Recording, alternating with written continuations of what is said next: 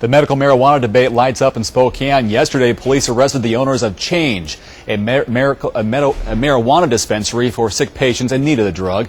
KXLY4's Annie Bishop live in Spokane. Annie, this case is expected to draw a lot of attention. Because this is the first time owners of a medical marijuana dispensary have been arrested in Washington since it became a law more than a decade ago. It's a case both sides hope will clear up a vague law.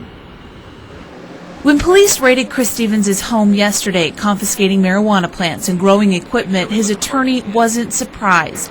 Frank Sikatovich says he saw it coming since Stevens and Scott Shoup opened Change, a medical marijuana dispensary, a few months ago. They've all indicated they know this is going on and they weren't sure what to do with it.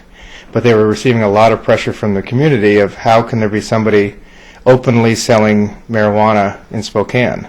And so I think that's what pressured them to finally do something in this case. Under state law, it's legal for a sick patient with a prescription to buy and use marijuana.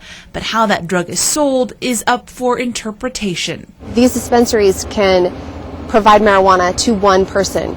And what's happening is they're dispensing to hundreds and thousands of people. Police say the pair were taking advantage of the law, a law Sikatovich says is unclear. Well, it was written vague and passed vague in 1998, and there was no way to deliver medicine to patients. Stevens and Shoup are now charged with possessing and distributing marijuana. So the question now ultimately will go to the courts of how do you interpret the law and how do citizens access their medicine? An answer police, patients, and so many more are waiting for. It's a terrible thing when you have a law that nobody really understands.